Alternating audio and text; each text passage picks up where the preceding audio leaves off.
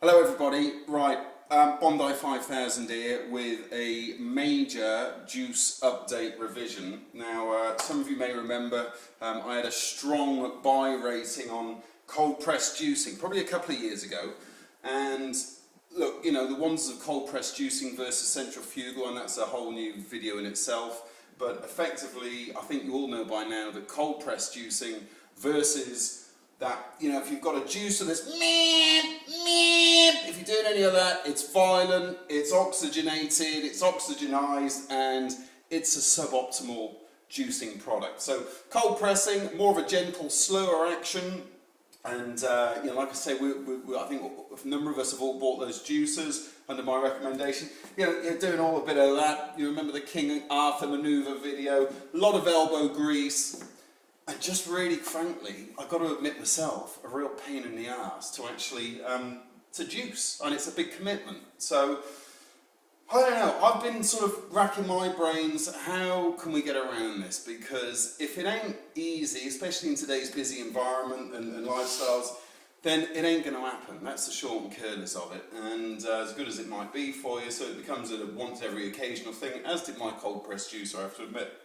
So the news is that there's a new juicer, which I'm actually in commercial negotiations with the manufacturer. This is pretty much a brand new technology, and what I'm going to do today, I've just had it delivered from overseas in Asia, and I'm going to run through, give you a little, I guess, how to construct, and then do some demonstration across these numbers of pre-prepared vegetables and fruits. So as you can see, what we've got here, we've got some tomatoes. I could never juice tomatoes in my cold pressed juicer. We've got some pomegranates, never even thought of doing that. We've got some strawberries, again, never one for cold pressed juicing. We've got our apples, we've got some melon, again, cold pressed juicer couldn't have done it. Same with kiwi fruit. Then we've got some pawpaw over here. And then just moving on to the vegetables, we got, you know, a bit of everything. We got some leaf, we got some celery, we got some carrots, and then we've also got some of our beloved beetroot. Now, one thing I would point out to you before anyone picks me up on it, don't pre-prepare and leave your fruit or vegetables cut up. Don't even ever buy them cut up, because they will, again, oxidize and lose some of their nutritional value. So I've only just done this, but it's more for demonstration's sake more than anything. So that's what we're juicing today. Let's move on to the machine, and I've only assembled this once. I haven't read the instructions, so you might have to bear with me, but it's pretty simple. So the key to all this technology is this. Now this is made out of some futuristic rock hard plastic. It's just like a single gear, very weighty, feels really nice quality, and certainly not the sort of thing that's going to break or chip. Now that's, like I say, the core piece of technology to this whole juicer. Basically spins around, you know, your vegetables or fruits get caught in there, and off we go. So this sits in one of two filters. So there's a fine mesh and a coarser mesh. I'm going to, just for sake of ease, just basically use the fine mesh across everything today. If you want a little bit more pulp, as I understand it, then you can use this coarse mesh. Now maybe something for doing nut butters with, coconut creams, all the rest of it. So onward. So here we go. So just quickly, first of all, we're just dropping that into the casket. You'll see there's the gears there. So pretty simple so far.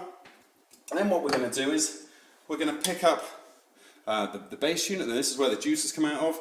This is like just have a look here. This has got like little soft rubber edges on. Now what that's actually going to act as is your cleaning device. So it runs around the edge of the bucket here, and that spins around like that. So you're going to see that in action in a second. So just get our gear, I forget what they call them now, we've got a name. Anyway, we'll come back to that. We've got a red dot here, and this needs to be lined up with the red dot there. Drop that in, pretty easy. We've got a locked in system. There you go, dropped in. Right, next thing is, here's our base unit. Really nice and weighty. I can't just tell you, it's just got a good feel to it, it really does. Nice colour coding there. There's our brand for the future, Australian, New Zealand market, Bondi 5000 juicer. That's just a work in progress name at the moment, we might have something else later. So we're going to get this, we're going to just There you go, feel it locks in, and there we go, we're in. Simple as, okay? Now what's next? Just simply get the top. So this is just the feeder chute, if you like. That just bangs onto, just get this right. Again, bear with me, there you go. So, open and close, and we're pretty much ready for action. The rest of the package comes with two nice pouring devices. One, we're going to catch the pulp that comes out of here, and the other one, obviously, the juice. So that's it. We've assembled it in literally about 60 seconds. We've got our little feeder.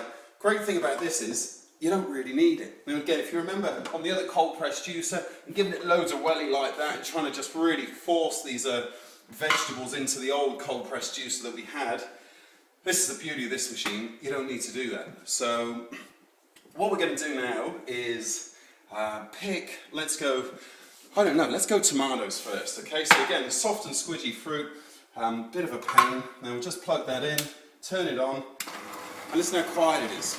You know, again, not meh or anything like that. I can quite easily talk over this. And all we're going to do is just drop these through. And we're going to see the magic come out the other end. And we've got the pulp here, as you can see, and we're getting a really nice juice come out of that. Now this is low oxygenized, or oxygenated, I don't know what the term is. But look at that, I'm just dropping these through. There's no juice coming back up the top here. And there we go, literally within a few moments, we've got ourselves a nice juice. And I'm gonna just grab this. Now the beauty about this is not only are we making really nice juices, but anyone that's ever had a juicer, I think whether it's the centrifugal ones or a cold press juicer, will tell you is that they are a pain in the ass to clean, and that again becomes a barrier to entry. So what we're going to do is, I think we've just about got our juice. If you remember, I put in a small bowl of tomatoes there. We had about, I think it was 4 tomatoes, and here's our juice. Look at that. And I have to say, tastes absolutely stunning. So, there's our tomato juice. Now, how are we going to clean this? I want to start on going and putting some fruits in. I don't want to get the tomato flavours through that. So what we're going to do is, I'm just going to grab our water. I'm going to turn it on. And just look at this. I don't even need to dismantle the unit if I want to change fruits. I'm literally just going to pour some water in there, and you'll see that that's basically cleaning through. And we'll just let that run for a few moments until all the water comes out. And now you can see it's getting to a clear point. We've cleaned it. How amazing is that? So, give it a few more moments. That's why we're doing that. Have a look at the pulp there. That's pretty dry for tomato. We could actually put that back through the chute again if we wanted to try and run that through and get a bit more juice. I'd say that wouldn't be a bad idea sometimes, but we'll leave that for another time. So there goes the juice. I'm just going to run that around there. We're going to pour that out. Now, simple as that. We're ready for our next juicing expedition. And what I'm going to see is, let's see if we can challenge it with some quite out there fruits, and certainly again not something that I would have ever embarked upon with the old cold press juicer. So we'll be back onto the next video after this break.